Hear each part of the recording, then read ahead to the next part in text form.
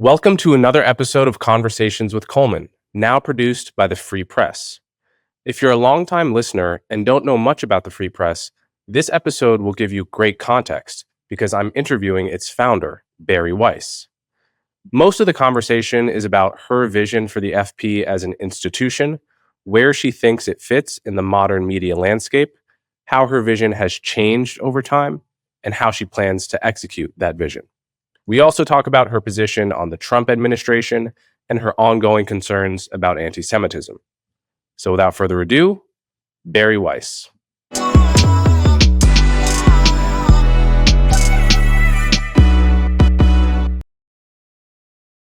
Bari Weiss, thanks so much for coming on my show. Coleman Hughes, I'm so excited to be here. All right. So you probably don't need an introduction or a backstory on this particular podcast for many reasons.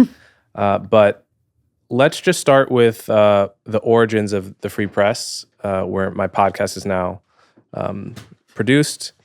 Do you remember, was there a specific moment when you had the idea for the Free Press, and what was the idea initially?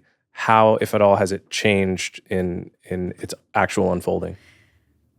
First of all, I'm so excited to be sitting across from you and in the Free Press newsroom. It's extremely exciting for me. Just a huge admirer of yours, and thanks. Very, very excited to have you in the mix. When I left the New York Times, I had absolutely no plan at all. All I knew was that the thing I had seen was intolerable to me, and that I didn't want to be a fig leaf for something that I felt had become sort of corrupt, and most fundamentally that, like, the whole reason I became a journalist was to pursue my curiosity. And if I wasn't going to be able to do that, what was the point? In retrospect, when I wrote that viral resignation letter, I should have had a little widget. It was like, give me your email and follow along to see what I'll do next. The business would have been much further along by this point had I done that. Instead, what I did was commenced a strong diet of day drinking and telling Nellie that anything short of becoming building a world-changing empire was sort of going to be too small. I felt like I had seen I had seen such an enormous problem, and the solution had to feel equally enormous. And so for a while, that paralyzed me, to be honest. And any suggestion that anyone had, oh, I should pitch a show here or try this there, and it was like, it's too small. And then finally, Nellie convinced me to do the smallest thing of all, which is start a blog, a Substack. She created the landing page or whatever. I would never have known how to do that because I'm a Luddite. And I wrote the first post for what was then called Common Sense, which was a personal blog on a flight to Miami. She was still at the New York Times, and she was doing a piece about how Miami and COVID was becoming the new Silicon Valley. That never really happened. And I wrote the post on the plane. And then what shocked me is that within maybe a few weeks, I was making more than I was at the New York Times. I think my salary when I left was $115,000, which felt like a lot at the time. And what astonished me even more was that pieces pretty quickly were getting more traffic than they were at the New York Times. And startup founders talk about this thing called product market fit. I had no idea what that was. I just knew that the more I was doing of the thing, the bigger the audience got. When I look back, I wrote a memo at the time to some people that I trusted, sort of talking about what I ultimately wanted to do. And I had occasion recently to revisit it. And I'm down the path of doing some of those things. I think we do have a thriving newsroom and an incredible subscription business. But the Free Press is at the very beginning of solving the problem that I felt like I peered into at the New York Times. And so ultimately, if you told me that 5 years from now, a few years from now, that we would be in book publishing, in producing and making our own documentaries and maybe movies and television shows, that we had not just incredible debates that we do a few times a year, but an ongoing, thriving events business, that we maybe even had a physical space where like-minded, curious, intellectually open people would go to. You could find all of that in a memo I wrote in the summer of 2020 after I left the New York Times. That's a long way of saying that the ambition that I have for it is as big, if not bigger, than in the days when I was sort of drinking Negronis and paralyzed. It's just I kind of figured out that you don't create an empire overnight. You have to like take small territory and do. There's a phrase that my friend Jessica Lesson, who runs the information, taught me, which is like earning your right to fight the next round. And that was just extraordinarily good advice. So it's like, okay, master this one thing, make sure that you've killed it and maintained your standard of excellence and integrity, and then go on to capture the next hill. And so, yeah, that's where you find me right now. Yeah. So if you think about who the prototypical free press subscriber is, how would you describe that person? And do you think that audience profile is the same in 2025 as it was a few years ago, or is it changing at all? Well, it's changed a lot because, to be blunt, the free press began as a reactionary product. Like, I saw the excesses of the liberal left, and it pissed me off because it was making my own life harder. And I felt like was swallowing so many things that I loved and cared about. And so the stories that I ran at in the beginning were stories that spoke directly to that. And so, in the beginning, it was tons of stories about what came to be called institutional capture, whether that was in schools or in newspapers or in media. 4 years later, I think it's been 4 years, I've lost track of time, the free press, the burdens and the obligations of it are extremely different. If you are a sideshow to someone, like not a sideshow in a negative way, but if you're like the spice on the side of someone's diet, but they're getting their main meal at the Washington Post or the New York Times, that's one thing. What's changed is that the audience has said to us, no, you guys are like my main thing. Like, I'm coming to you at 6 a.m. to read the front page, and I want to get a holistic sense of what's going on in the world. Well, we weren't built for that in the beginning. And it takes a while to build up to that. And so that's one thing that has changed. I think we've gone from being a reactionary product that did 6 or 7 topics really well to understanding that what the audience is asking from us is so much more than that. And so, over the coming months, what does free press health and science look like? What does free press technology and business coverage look like? What does free press economic coverage look like? We're still going to do the kinds of themes and stories that we began with because they're still urgent and important. But we've had to just really build out the breadth of what we cover. As for who the audience is, I would say, and I think this is still true, I would say like the beating heart of our audience are people that think of themselves as liberals, classical liberals, centrist, center-left, even center-right libertarians who feel disaffected and cast out or alienated by, let's just call it wokeness, that came to capture like things that they regarded as sacred and important, whether they're institutions or culture. So that I feel is still very much like the like absolute, if you asked me like what is the core free press persona, I would say it's a disaffected liberal in a hyper woke environment. But it's also a lot of other people. And this is both bluntly like the huge opportunity and challenge. I could tell you like, there's a lot of Never Trump publications out there that are thriving and successful, and I'm a reader of many of them. They have a very, very particular niche audience. Ours is much wider than that. So it's like we're both read by people in the Trump administration, and we're read by people that were pilloried or cast out or despised the Trump administration. We are read by people in Manhattan and Los Angeles. We are also read by farmers in Iowa and homeschooling moms in Texas. Like, it's a very much like, here comes everybody. Like, so I imagine it's not a niche audience. And so that's both an incredible opportunity, but it's also a challenge for us. I think it seems to me it's also a challenge because the coalition is unique. It's not, if you try to name another publication with the Free Press Coalition, I'm not sure you come up with any. No. And so I think, when you look at the way other people view the free press that are, in other publications, whether it's Never Trump publications or left-leaning publications, I think they have, like, if they're going to have an opinion on the free press, it's not the same as a stock opinion they have of a lot of other places. It's unique to the free press, but it's also this thing of, I sort of don't know what to make of it because it's a new kind of thing. Yeah. And it really, really frustrates a lot of people. That's exactly what I'm getting at. I think the result of that is very few other publications are going to have just a stamp of approval on the free press, because there's nothing else. There's not many other things like it, right? There's no one in your camp in some way. No other major publications in your camp. I mean, I think what makes the free press unique is very much typified by the kinds of people that choose to work here.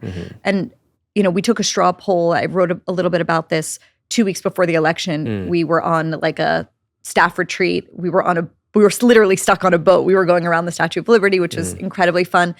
And an enterprising podcast producer was like, I'm going to take a vote because we're 2 weeks ahead of the presidential election. And I honestly did not, I did not know what the outcome of that vote would be. And I was sort of like quite nervous because I was like, is everyone here going to be like an RFK write-in secretly? And I didn't know it. Right. And it was a third for Trump, a third for Kamala, and a third were either writing in or not voting.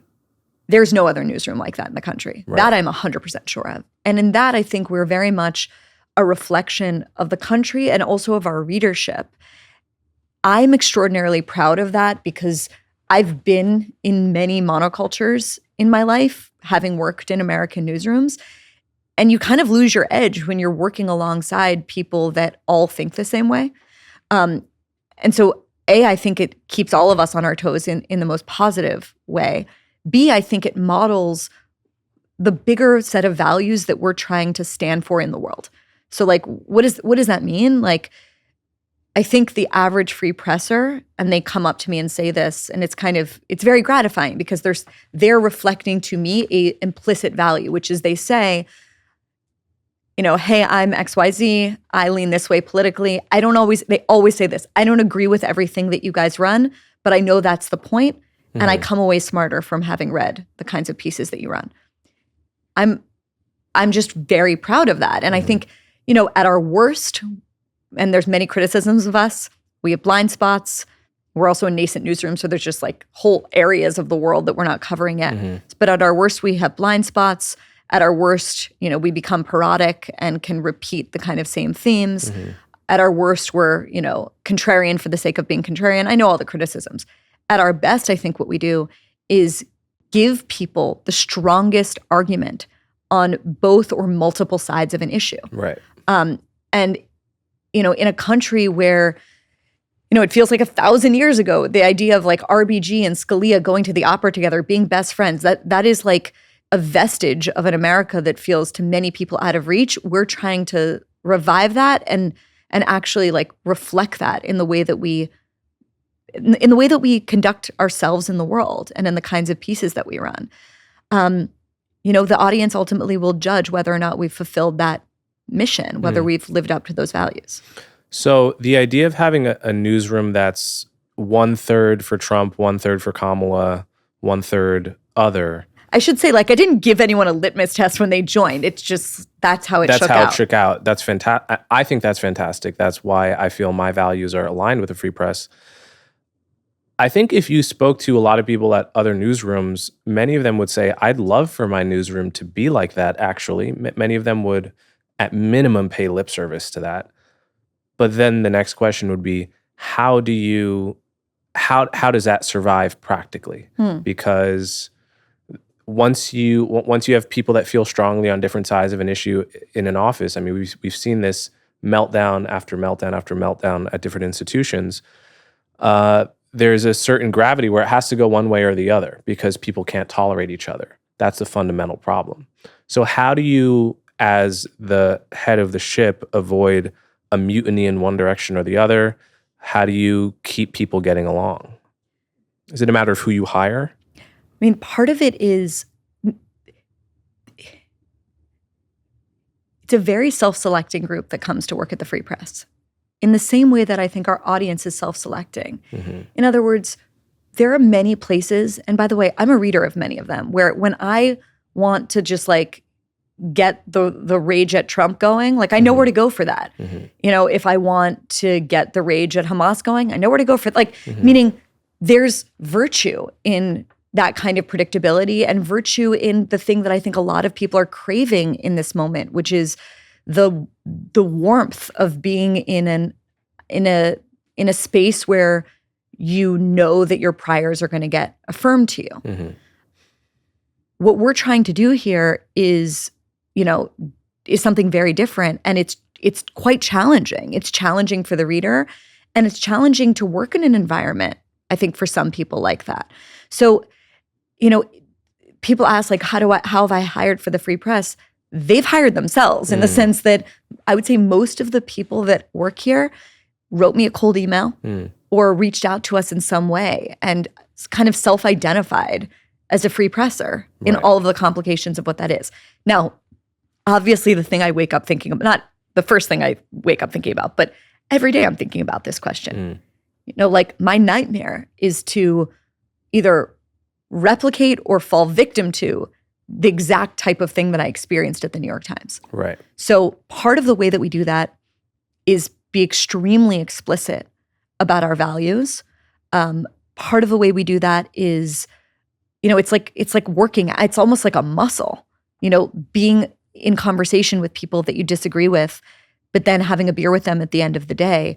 Like, that's not a natural, I don't know if that's a natural thing to human. Like, the natural thing as humans is just like, go get with your little tribe and get with the people that agree with you and like beat your chest and feel good. So the thing we're trying to do is very hard. And, again, to me, it's all in the practice. It's not like I had a litmus test to hire people. I don't know if 3 years from now, it'll be exactly the same breakdown. I don't know where the country will be in a few years from now. Yeah. What I can tell you is that it's really, really working right now. And,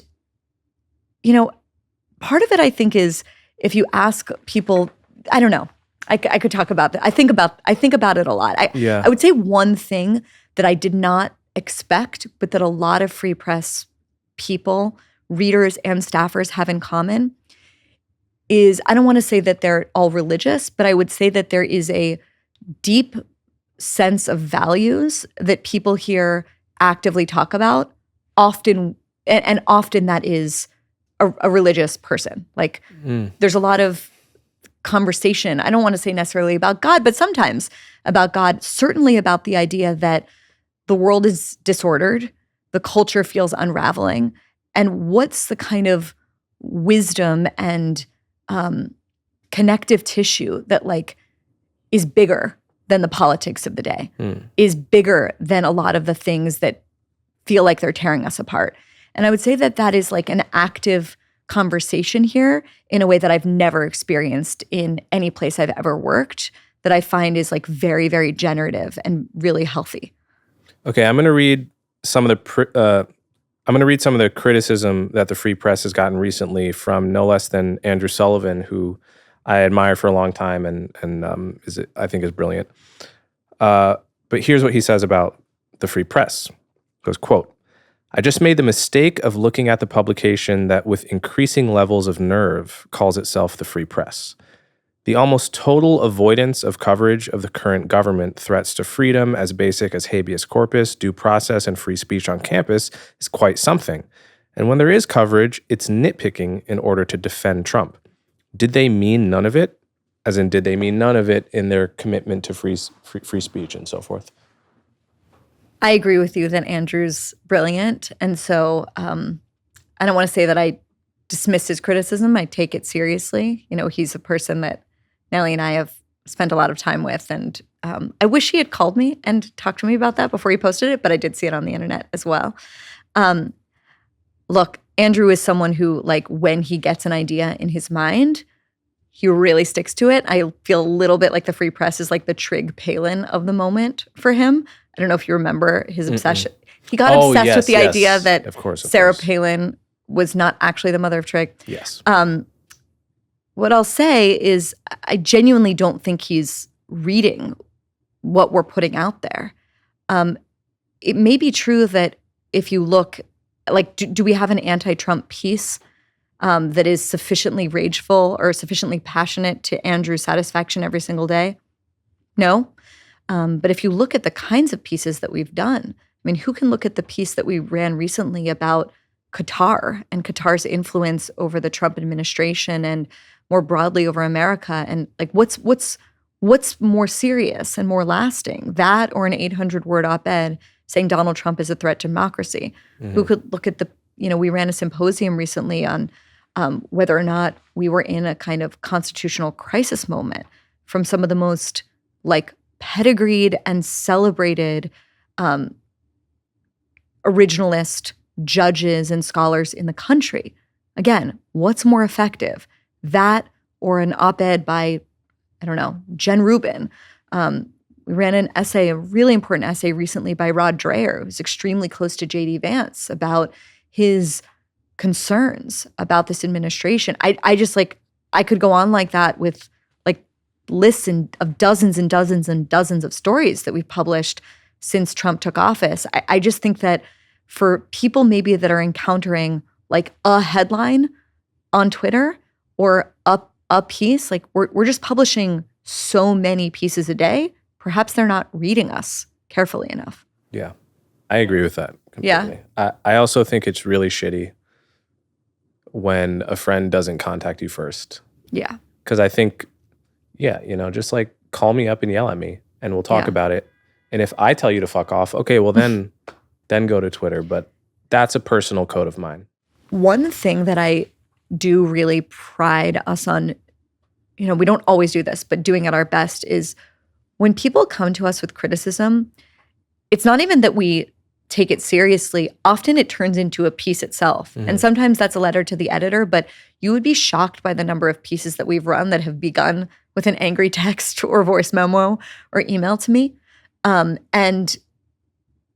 Again, like, I think that it catches people off guard because they're so used to like just like screaming into the void. And it's like, no. If you have great criticism and you have productive criticism that you feel that we feel would make us better and our understanding of the world better, like we take it very, very seriously. I think one of the things that's hard and that I'm really trying to practice is, and I'm sure you understand this, Coleman, is when you've been online for a really long time and you get a lot of really irrational hate coming at you, it is very tempting to just like plug the holes in your ears and cover your eyes and like wish away all criticism as straw man, like hateful, tuning it all out.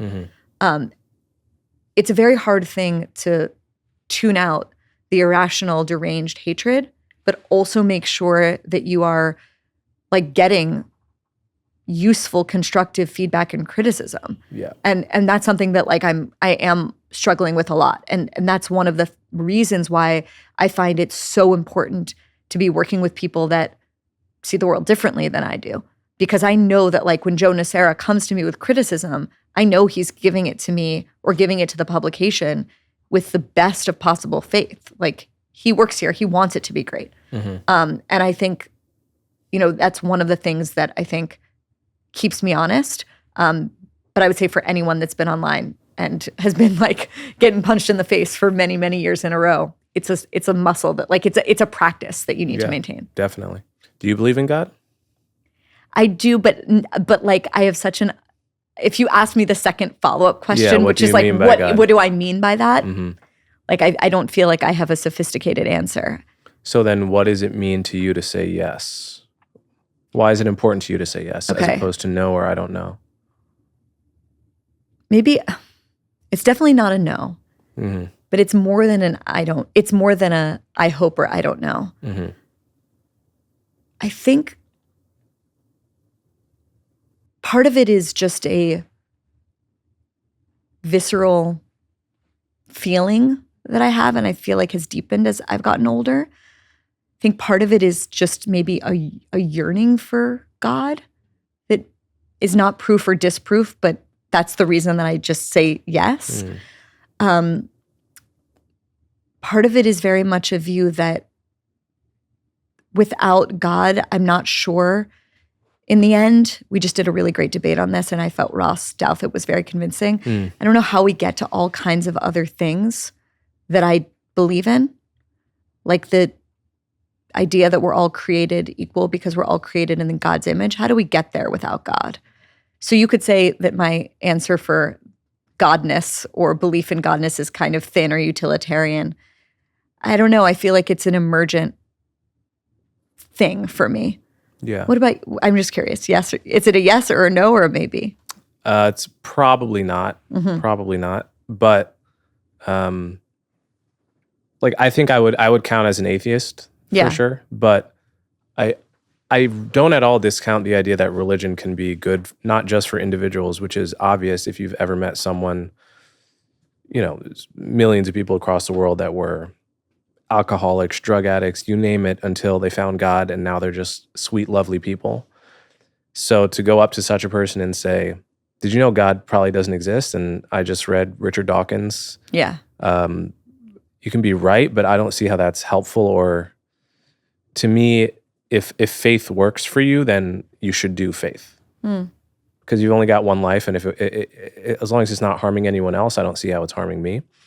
So I actually recommend that people do faith and religion if it works for them and doesn't harm other people. I don't think you should be an atheist just because that's probably the most intellectually defensible position. Nor do I think a community that's super functional, because it's centered around a benign faith, should let go of that faith if it's working for the community. So I think the only critique I have of the famous atheists that I agree with them down the line on almost everything, except for that I take very seriously the research, which is not ambiguous at this point, that religious people are happier. Conservatives are happier than liberals, which could be a side effect of religion. I don't think we know why, but there's no rule that says, having the truest, most scientifically defensible beliefs is equal to living the happiest life possible or living the good life. Yeah, there's no rule. I don't think there's any reason that has to be true. And so if I get evidence that maybe it's not true, you got to take that on board. To me as an atheist, you have to seriously grapple with that question. I think also part of the reason that this question is particular when you ask a Jew this question is because so much of Judaism is about acting as if, like I try and live my life as if God exists. There's this idea, there's this sort of famous line from the Bible of, it's naseh v'nishma, like we will do and then we will understand. And the idea behind that is like, you do all these things, or as my dad likes to say, it's like a good program. Like it's a good program for a meaningful life, a meaningful family life, a way of marking time, a obligation to do right and pursue justice in the world. And so for me, I think it's part of the reason I say yes is because I want it to be a yes, because I try at my best to live my life as if there is a God. But I don't know, it's probably something I should talk to a rabbi more deeply about. I think that's what RFK Jr. said about getting off of heroin. I don't know if you ever saw that interview he did. Yeah, it's actually one of the few really personal interviews he's done about his whole past and all his craziness. Is that he the advice that brought him to religion was to first do the stuff and then see how you feel and how you believe after a few years of doing it, which is counterintuitive, but it actually makes sense, because this actually goes back to what I said a second ago. If you start doing faith and it works for you, you just notice you're waking up happier every day, who at that point would then question whether the faith is working for you, right? It's similar to, you mentioned Ross Douthat. So Ross struggled. He wrote about this in his book. Struggled with Lyme disease and chronic pain and just awful ailments. And he tried everything. Tried Western medicine, everything doctors gave him, and then he started doing these crazy quack stuff, sound therapy, and blah blah blah. But I read the book. Yeah, it worked. His pain was gone. So my view is that every single one of us, if we're in, whether it's physical pain or emotional pain, and you start doing something that is not hurting anyone, that you're just immediately happier and your pain goes away, no one at that point is going to question whether the thing is legit. And if you think you are, it's because you haven't been in that scenario. Yeah. Right? And so that's how I feel about faith and quack cures, though I don't personally I've never engaged in tried any of the above. I've never tried a quack cure for anything. But Well, don't try it unless you absolutely have to. It should be a last resort. yeah. You don't do you regard like acupuncture as a quack thing or legit? Enough people have told me it's legit. Yeah.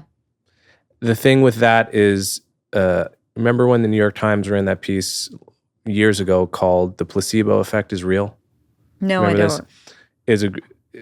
I had heard other people But make I the know argument, this but is that's real because I once got prescribed Xanax and I never actually filled the prescription. Right. I just looked at the prescription and Yes. knew that it could be there if I needed it. Right. And that was enough to not panic. Yeah, but the point of that title is a double meaning because obviously the placebo effect is real, but it's also the placebo effect is real. In other words, if you're looking for a way to lessen your pain and the doctor gives you sugar pills and your pain is lessened, It's it doesn't. real. Yeah, it's real.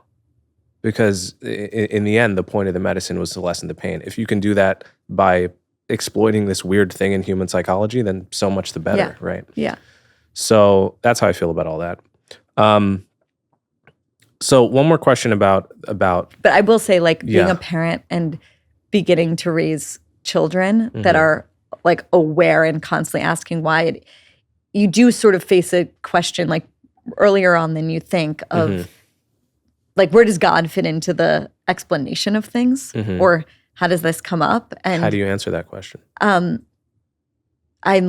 very, very into God, like when talking to my daughter. Mm. And so is Natalie. And it's I mean, not just in like the Jewish rituals, like we have big Shabbat every week, and it's a very special thing because she gets to sleep in our bed with us. And so it's like making that a special thing, but saying the Shema before she goes to sleep. And I don't know, so the whole question of it's, as a parent, you sort of, or at least for me, the question about like, what is my sophisticated understanding of God? I don't know. But I'm like, I do want to transmit all of this to her. Mhm. And I want her to feel like I want to raise her in an environment where like God is part of the conversation. Why? It feels like a really important, and it feels, I don't know, it's a good value system is like way too thin a way to say it. Mm-hmm. But for example, like when we're walking around the street and we talk about like, you know, you do mitzvahs, like you do good deeds in the world. Like let's look for mitzvah opportunities all the time. And she'll see garbage. It's like, why do we do mitzvahs? It's like, because we want to help other people. And then your child will ask you, well, why do we want to help other people? Because it's good to help other people. Well, why? You will not believe how many whys you will get in the world, Yeah. which is ChatGPT is actually very helpful for some of these questions. But then in the end, it's like, well, why do we need to help people? Because we love all people. Why? Well, because we're all created in the image of God. Like you do ultimately sort of like go back to that. Mm-hmm. And it comes up way Right. more than I would ever expect. And so I'm curious when, I hope Yeah, I'm definitely gonna. you'll have your own Yeah, children, yeah, like at some point. how you'll face that. That's a good question because on the one hand, I really don't want to lie to my kids and tell them daddy believes in God. Even if mommy believes in God, which is probably going to be true in my particular case. At the same time, if they give me the never-ending whys and, you know, I'm on 3 hours of sleep and I'm taking them to whatever practice or whatever, I don't know if I'm going to have the wherewithal to actually try my best to explain why you ought to be good in the world. So I get why it would be useful to have God as a backstop and to say, well, you know, God says that you have to be kind to people, and that has to be enough. I don't know what I'm going to say. I'm going to try my best. It's going to depend on the kid, obviously, but I'm excited for it. If Nellie were here, she would tell you right now, like, do it soon, don't wait, do it soon. Oh yeah, Yeah. yeah. Well, we'll see about that. But so I'm curious. We're talking about kids. Do you feel that having kids has changed you at all? Because I have seen examples where someone has a kid and it just unlocks an aspect of their personality that I didn't even know existed prior to them having kids. So I'm curious, do you feel different as a mom? I just think having kids changes everything.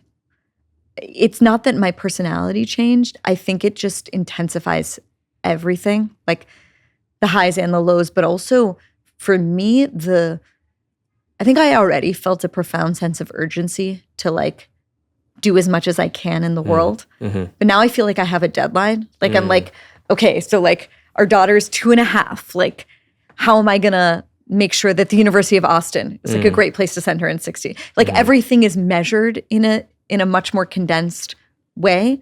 Like when you're young, it's like, oh, like I want to change the world. I want to do great things. And now I'm like, no, like I'm on a deadline. Like, and your deadline is when they leave the house? Sure. I mean, not literally, but it's you have a feeling of like, you know, we're speaking on whatever day this is. And last night, 2 young people were gunned down outside of the Jewish Museum in DC. And it used to be that I would read that news and feel angry and sad and everything that I still feel. But now I feel this sense of like, I cannot allow my children to grow up in a world where that is the case. That's one way that it's manifested for me. I think the other thing is just you're not the center of your world anymore. And I find that to be like the most wonderful feeling in the entire world. Maybe for other people, it's not, but recognizing like your birthday, it's like your birthday. Who cares about your birthday? Like just all of the sense that like you're at the center of the world, it just like immediately goes away. And then just it's like every cliche is just so unbelievably true. I highly recommend it. Yeah. So a few more questions about the Free Press. When the Free Press started, being against wokeness was higher value than it is today in the sense that it's there was more wokeness to oppose, I think, at least in the news, talking 2022-ish, and it was harder to be opposed to it from a reputation-based standpoint. It was just harder to be the person with your face out there saying, I'm against defund the police, or I'm against children transitioning before a certain age, or whatever it is. Now that's opened up a little bit. We're in a new era. It's opened up a lot. Yeah. So how do you think the Free Press as an organization should meet the new era? By applying the same set of moral and journalistic values that we applied to excesses of the illiberalism of the left, now increasingly that are coming from the illiberalism of the right. So I am not of the view, and I think Tyler Cowen disagrees with this. A lot of smart people do, that like wokeness has peaked. Like I don't think that at all. I still think it's an extremely active thing. It's just been sort of, it's won so fully inside certain institutions that it's almost like not a headline anymore because they've just been fully transformed. So I still think that's an important story. But the same set of impulses that led me and a lot of other people that now work here to want to write about the ways that people were being dehumanized or pitted against each other because of a version of identity politics that was small and narrow and pinched. Okay, now we apply that to what's coming out of the right. The same set of values that led people here to want to question, let's just say, the orthodoxy or the consensus around school lockdowns. Like that was a huge issue when the Free Press first began. A lot of parents, especially, a lot of public school parents began reading us because of that issue. And they were like, I don't understand. Like, I vaccinated my family. I've done all the right things, but kids can't get COVID. So why have they been home from school for 2 years? Like applying that skepticism now to other, what Orwell called smelly little orthodoxies that are coming from different precincts in the culture. Like the values remain the same. The threats to those values are coming from different places. And we should be judged on whether or not we are able to see them clearly, meet the moment, and apply the same standards and same rigor that I think we really successfully applied to the stories and the storylines and the themes when we began to a new set of them. Some people have also criticized us because they're like, you missed X and Y and Z, and sometimes they're right. And I think sometimes might ascribe that to us having a blind spot in any number of ways. Often it's just a super practical question, which is like, hey, I didn't have anyone like covering the law, right. Like lawfare and the law has been an enormous issue since Trump became elected. I'm like not only the editor-in-chief and the host of a show, I'm like having to go, I need to recruit those voices, right? Or pick your issue. There's just things that we were not equipped to cover because they weren't stories before. And so figuring out the people that share and live out our values and the frankly, like the independent cast of mind, like finding the people that both have the journalistic chops, the writing ability, and the independent cast of mind, it is very, very difficult from just a pure talent perspective to find those people. So, I would be lying if I sat here and said, a Kamala Harris presidency would have been a breeze for us to cover. Like, we're built to cover that kind of thing. A Donald Trump presidency is a huge, huge pivot and shift for us. Like, we know how to cover the woke left. What does it mean to cover a woke right? We know how to cover anti-Semitism, well, from the left and the right, but especially that was coming out of the institutions of the left. What does it mean to cover it when it's coming from, literally neo-Nazis on the right? Like, you're catching me in a conversation as I'm navigating us through that shift. Yeah. And finding the right voices and the right talent, many of whom are already here, by the way. They just need to it's like a journalist that was covering the climate change beat and now putting them on, crime. It's like you have to build up a new set of sources. You need to learn to master your new domain. And that just takes a while. Totally. So I'm pretty proud actually of how we've navigated the change.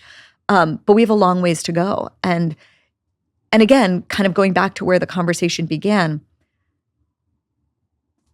we don't exist as a news organization just to criticize the president, Trump or whoever else that will be.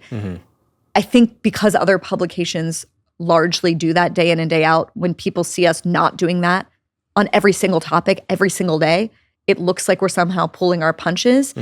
And my feeling is just there's lots of other stories out there in the world. The other part of it is that we're a business that that differentiates ourselves. So in other words, we're never going to beat, at least in the current incarnation of the Free Press, maybe that will change, Maggie Haberman and Jonathan Swan at the New York Times for scoops coming out of Mar-a-Lago. They're going to get that every time. Right. We're probably never going to beat Patrick McGee on covering, Apple in China. He was just on the show and he was excellent. So where are the topics and what's our wedge? What's our way into an issue? We talk about this in every editorial meeting. What makes this a Free Press story? What are the stories? Not just the topics, right? Trump is a topic. Lawfare is a topic. They're topics for every news publication out there. But what is the unique Free Press way into this story?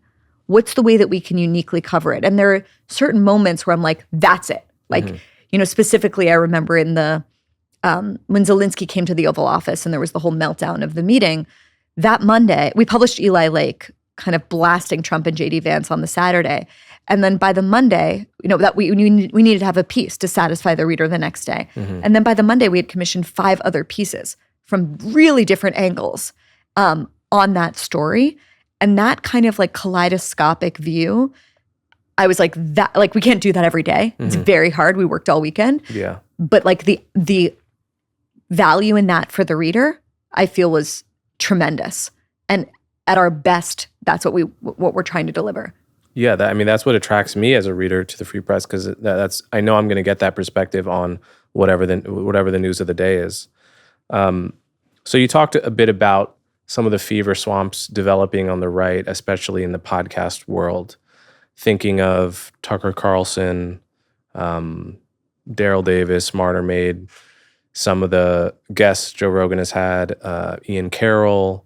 Is it Daryl Candace Davis or Daryl Owens. Cooper? Daryl Cooper, sorry. Yeah. Daryl Davis is that really wonderful really guy. awesome That's right. blues musician that deprogrammed KKK members. He's great. Daryl Cooper is programming people in the opposite direction.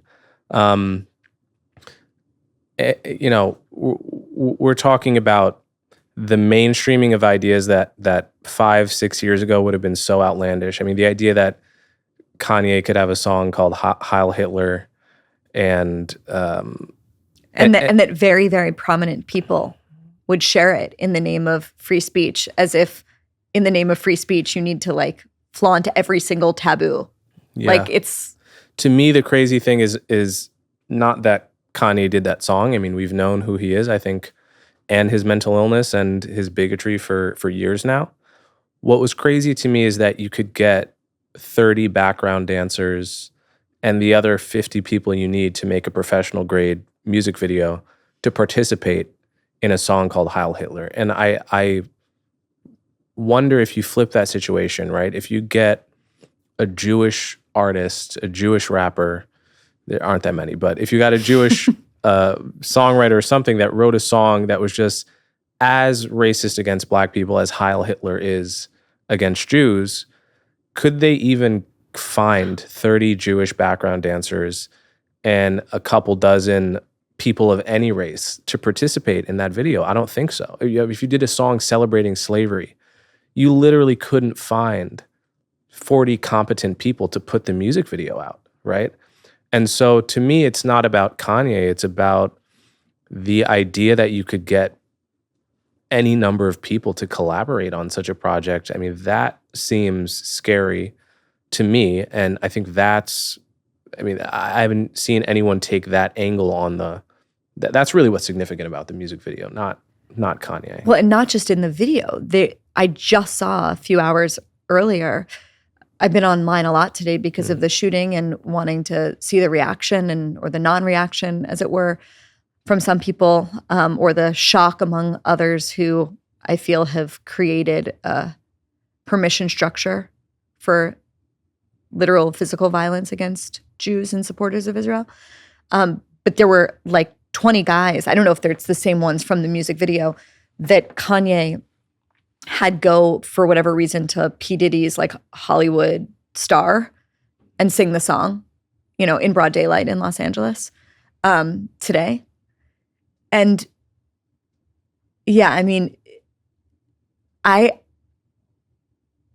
consider myself someone that is pretty awake to the moment and at my best maybe able to see a little bit ahead of the curve, but I am shocked at how far and fast this has gone, and how normalized just like open hatred has become.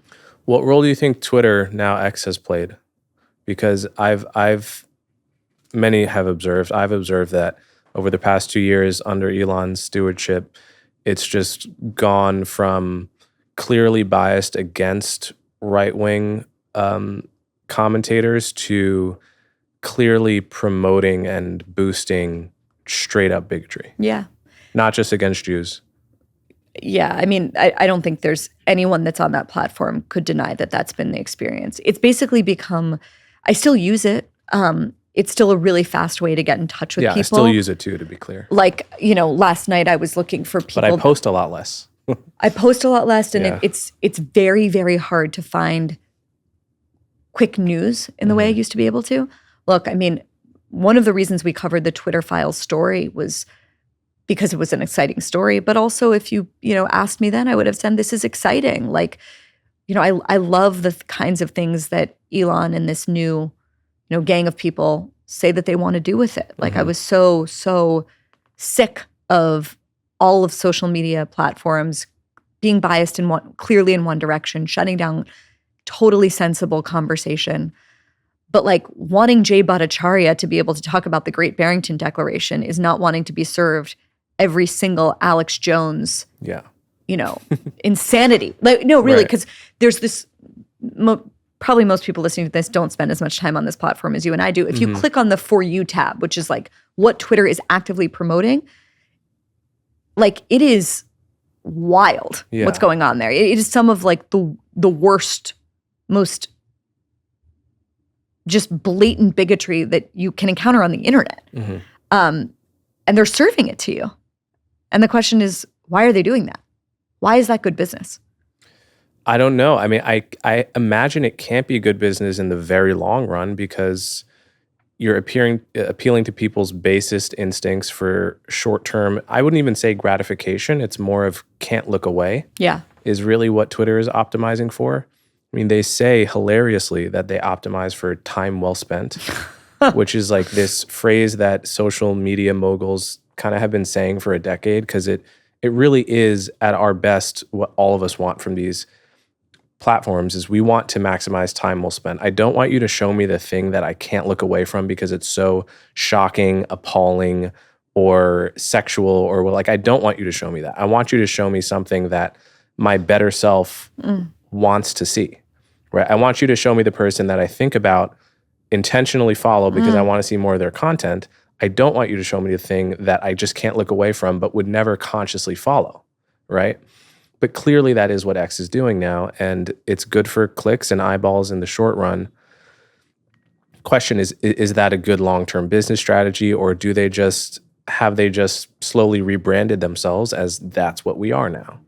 Yeah. I mean, I will just say as like probably that one, not as heavy user as Elon, but like a very heavy user of Twitter. And I have found it to be at its best, an incredible tool journalistically. Yeah. And it allowed me to, connect with smaller like writers with small platforms all over. Like it's incredible in that, at its best. I just find myself like being not just shocked by what I see there, like actively disgusted and alarmed because, it's really hard when you're on there to understand, like, is this just like where culture is now? Or is this, just a narrower right-wing echo chamber, and hoping it's the latter, but not being quite sure. Yeah. Do you trust Trump to combat anti-Semitism in a way that you think is net beneficial? It's a great question. I think it's very hard to bet on Trump when it comes to anything, because the whole thing about Trump is, we have a great piece by Yuval Levin about this today, is just the whiplash. It's like, there's tariffs, there's no tariffs. You're hired, you're fired. Like, I hate Zelensky. No, maybe he's not so bad. Like I would just never make a bet on Trump in any direction. I think it would be absolutely foolish to do that. On the other hand, when something like last night happens, I feel comforted genuinely to look at the various messages coming out of this administration that are absolutely morally clear and not trying to like bring in also Islamophobia to a thing that was clearly targeted at Jews, and be extremely forthright in their condemnation of it, and in frankly connecting it to a broader culture where the normalization of hatred of Jews and hatred of supporters of Israel has been like, it's just been completely normalized since October 7th in this country, especially on the left. It doesn't mean that there's not crazy right-wing anti-Semitism. Like, I'm very, very scared of that too. And that has a huge impact on my actual life. I mean, they both do. So, if we have this conversation, however many, 3.5 years from now, and there's been Abraham Accords with Saudi Arabia and maybe some of the other Gulf states, and the universities have become more serious in, I don't want to say fighting anti-Semitism, but just applying the rules that they claim to stand for to Jews as well as other minority groups. Like, you could never, and going back to your Kanye rap analogy, like, you could never imagine in 1,000 years a group of any students gathering in the middle of campus screaming the N-word, or, holding up Confederate flags and like, or just be given that a pass. Like, right. holding up signs that said "Go back to Mexico" or something. That would just people were saying, literally never happen. Yeah. So, I mean, if we're sitting here 3.5 years from now and those things have happened, will I praise Trump for it in the same way that I praise him for, the Abraham Accords in the first administration and moving the embassy to Jerusalem? Definitely. Like, I just think you have to be intellectually honest. And I've been very clear in the way I think about Trump, the fact that I truly do believe that character is destiny. It's like an old-fashioned idea. I still believe that. But that doesn't mean that he can't do good things. And there were good things that happened in the first Trump administration with regard to Israel and with regard to Jews and anti-Semitism. Could that happen again now? Yes. When I see the president accepting a Qatari plane, does that make me extraordinarily concerned? Yes, it does. So I don't have like a clean and crisp answer for you, because I think anyone that tries to say that Trump stands by his word and does the first thing he says has not been paying attention to who Donald Trump is. Yeah. How do you feel, if at all, you reconcile your proud Jewish identity with your general opposition to identity politics? I think that there's like a really enormous misunderstanding about what identity politics is, or at least what I mean when I use that phrase. I don't mean that people shouldn't be proud of like any part of who they are. I don't think it's strange for someone to be like, I'm proud to be gay. Like, great, good. I'm proud to be Jewish. Great. I'm proud to be Black. I'm proud to be born an immigrant. Like, I don't think there's any danger in any of those things. Where I have an issue, and I think anyone with eyes to see over the past 10 years has been able to see this, is a version of that says, I am better than you because of this part of my identity. Or I am born in a position of either you are born in a position of original sin or original standing because of some part of your identity. Jonathan Haidt has spoken and written much more brilliantly about this, and I'm going to butcher it, but I'm going to try, which is like, there's a capacious version of identity politics that says, come along with me and let me tell you what my experience has been in the world, because I believe that despite the fact that you have more melanin or less melanin than me, or you have a penis and I have a vagina, that doesn't matter. Like, come along with me as I tell you about my experience. That's like a positive version of what identity politics can look like. The version of it that we've been living with, and I don't see any sign that this is going away, is a version that says, you can never understand me. You can never step foot in my shoes. And in fact, we're in some kind of like zero-sum game with each other, where we're like pitted against each other necessarily because of these immutable characteristics or because of the lane of our birth. And in fact, you can never understand me. You're constrained to the lane of your birth forever. That's what I have a problem with. And so for me, being an American, being a Jew, supporting Israel, being gay, like, I don't see any of that as being in conflict with each other, nor do I see that as precluding my ability to connect with other people. I think if I believed in a vision of that, where I was saying, like, being a Jew makes me a victim and therefore makes you unable to understand me, like, yeah, then you should have an issue with me. Or being a Jew makes me better in some way than any other person, yeah, then you should have a problem with me. Right. I think that's like the test. Does someone's identification with a group or with a set of ideas, like, can their identity allow a broadening, or does it mean a narrowing? And if it means a narrowing, in either from a perspective of chauvinism or, victimhood Olympics, that's the thing I think that that's the thing that I do have a problem with, and that I think is like fundamentally dangerous in a country that, is more than 300 million people from wildly different identity groups that are trying to be one larger identity. Right. But we don't ask people when they become American, like, give up your Italian Day Parade, give up your Columbus Day Parade, give up your Israel Day Parade. It's like, that's the unbelievable miracle and beauty of this country, is like we're able to kind of hold both. I think the question that a lot of us are asking ourselves is whether or not that can last. Right. One I've gotten online recently is, how do I reconcile supporting Israel with being against identity politics, as if supporting a country that was based around protecting a particular group of people is the same as supporting identity politics in general, of the kind you just described, which I agree with your distinction. To me, this is ridiculous. As our mutual friend Noam Dorman put it to me recently, when neocons and actually many people around the world were lamenting the plight of the Kurds in Iraq and Syria, and kind of wishing that there was a Kurdistan, not only to protect them from Iraq, but also from Turkey and so forth, no one in the right mind would say, oh, well, you're playing identity politics. We'll say, well, no, there's a group here that the region has proved they cannot keep this group safe, and in fact are so hostile to the group that it makes perfect sense from the point of view of wanting there to be peace on earth, really, to give this group a state, right? Mm-hmm. To give this group state power. I mean, it just, to me, that's such a nonsensical but I think argument. I think it's being used just very cynically. Well, yeah. Like exactly. no one would say, the hypocrisy, you have pride in America, like you're an American patriot. Identity politics, right? Like, Right. You're an Italian American that cheers for some Italian soccer team. Identity politics. It's right. like they are misusing.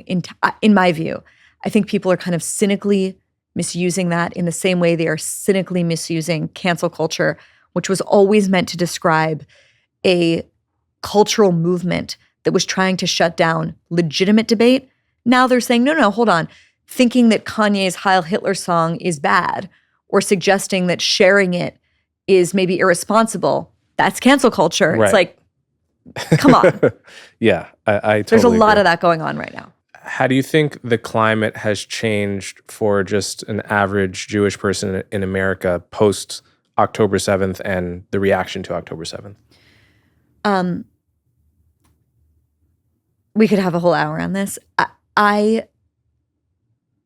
It's hard. If you are Jewish in America, you are already used to a reality that would be shocking to people that don't know Jews or don't go into Jewish spaces.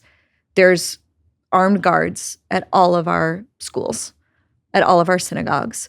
There's just a level of like hardness and security that I think would be very shocking to most people, and that got even more intense after October 7th and October 8th. And this is the more like emotional and existential part of it, is like I grew up so fully believing that anti-Semitism was a vestige of other times and places and could never become normalized in America. Like that was like an article of faith in the family that I grew up in. And so even though anti-Semitic things happened, and most obviously and tragically in the massacre at Tree of Life, when kids said to me like, pick up pennies, wear your horns, like I remember the Catholic school bus would drive by and scream "kike and dirty Jew" at my sister. Like the attitude of my parents was not at all like, we have to protect you from the anti-Semitism of the country and the community you're in. It was, how sad for those people that they don't know what country and culture that we're living in. Like how embarrassing for them. Mm-hmm. And that just gave me such a supreme level of confidence that like, we're not like Europe. We're not like other places that my ancestors have fled. And I think one of the most tragic and profound adjustments that me and like every other Jew I know is living through right now is questioning whether or not that's still true. Mm-hmm. And whether or not the things that have made America the most exceptional diaspora experience for Jews will hold for our children. And that is like the story for me of this moment. And so much of the work that I'm trying to do with my own writing, and then just more generally with the Free Press, it's not about like fighting for Jews to protect Jews. Of course that's true. Like, of course I want my family to be safe. It is a profound I don't know that much about many things, but I do know that if you study history, societies where this kind of hatred is allowed to become normalized are societies that are dying or dead. And so the stakes of it are it's not just about my safety or the safety of my family or my community. It's about the safety and flourishing of the country itself. And I try and say that in so many different ways. On my most despairing mornings, I'm like, will that message ever get through?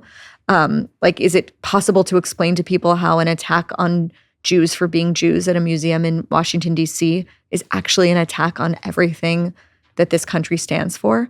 At my best, and my most hopeful, I really believe that most Americans still understand that to be the case.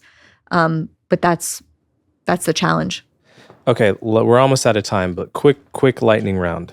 Okay. LA or New York City? Oh, New York City. Correct. Dating advice? Best piece of dating advice you've ever gotten? Okay, this is a controversial one, but I believe if it's not fuck yes, it's no.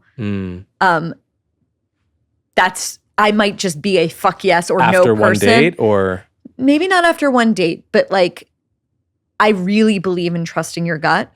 And I'm sort of astonished by how many people will pursue a relationship because it's good on paper. It's like, you're not dating the paper. right. It's got to be fuck yes. It's the biggest and most important decision of your life. Guilty pleasure? Oh my God. Alcohol and same as mine. Food, but alcohol for sure. Yeah. And finally, one thing you're looking forward to? Oh my God. I'm going to Israel this summer with Nelly for the first time. I'm hoping that Houthis will allow that to happen. We haven't taken a vacation pretty much since we started the company, so I'm really excited about that. And I know it's a cheesy answer, but I'm going to do it anyway. Just I'm not someone that I never thought that I was an entrepreneur. I still don't know what CACs and COGS and all of these things, EBITDA, I don't know what any of that stuff is. But I feel really proud of what the Free Press is. I feel so proud in the kinds of people that want to be a part of what we're doing here. And as exhausted as I am most of the time, and I'm telling you that there's a reason that startups are the game of 21-year-old men and not the purview of middle-aged mothers with 9 months old at home. But I feel very, very excited about continuing to build this and just inspired and energized and eager to get up the next day and to get to work. All right, Bari Weiss, thanks for coming on my show. Coleman, Hughes, thank you.